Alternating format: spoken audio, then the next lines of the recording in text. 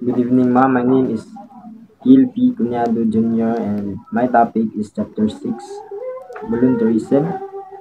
What is volunteerism? It refers to an act involving a wide range of activities. So, ang kaning volunteerism is man siya ang kusang loob na pagtabang sa iba sa pamamagitan ng iba't ibang aktibidad na may layuning makatulong sa pag-unlad ng lipunan, hindi pera o gantimpala ang pangunahing dahilan ng mga gumagawa nito, kundi ang hangaring makatulong sa lipunan.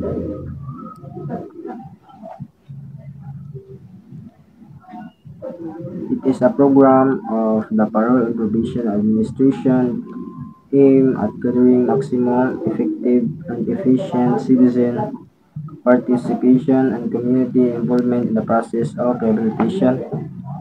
Sa layunin ng paunahing ito na hikayatin ang pagkikilahok ng mamamayan sa rehabilitasyon ng mga kliyente, pag-iwas sa krimen at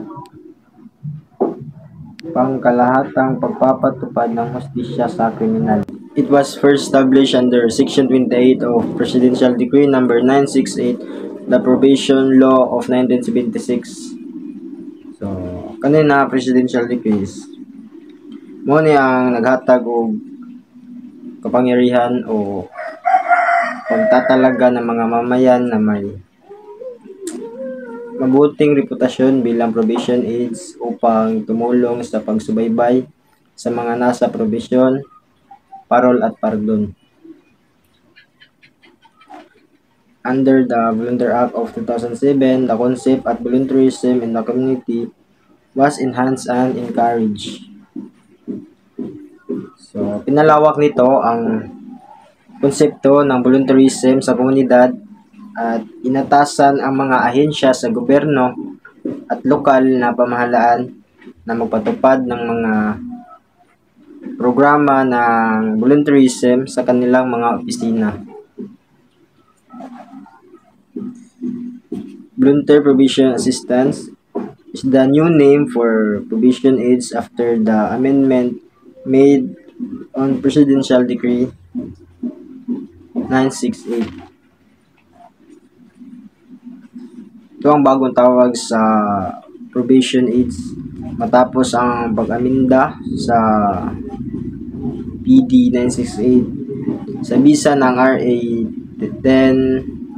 10707. Ang VPAs ay tumutulong sa Chief Probation and Parole Officers sa pagsubaybay at rehabilitasyon ng mga nasa ilalim ng probation.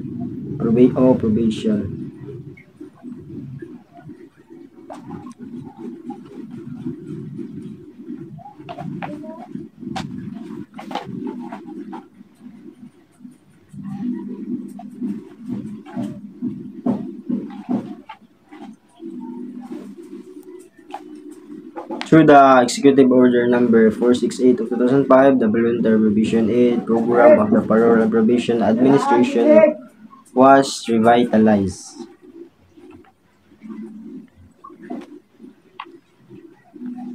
Inatasan ang PPA na aktibong pumili, magsanay at magtalaga ng mga mamamayan na may mabuting reputasyon upang tumulong sa pangasiwa at rehabilitasyon ng mga lumabag sa batas at titigil sa krimen. Objectives of volunteerism: to amplify the extent of services rendered to the clients in an effective yet economical means through the use of volunteers. So, palawakin ang serbisyo. Mapalawak ang mga serbisyong ibinigay sa mga kliyente na mas epektibo at matipid na paraan sa pamamagitan ng mga voluntaryo. To develop a competent corps of PPA who will assist the parole and pardon officers in the effective supervision of its clients.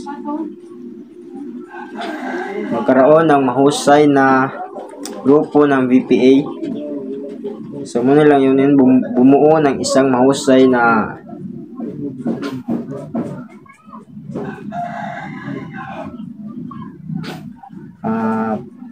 team or pangkat ng VPA na tutulong sa parole and pardon officers sa mas epektibong to foster an attitude of meaning involvement in the social, economic, cultural, and political affairs of the community.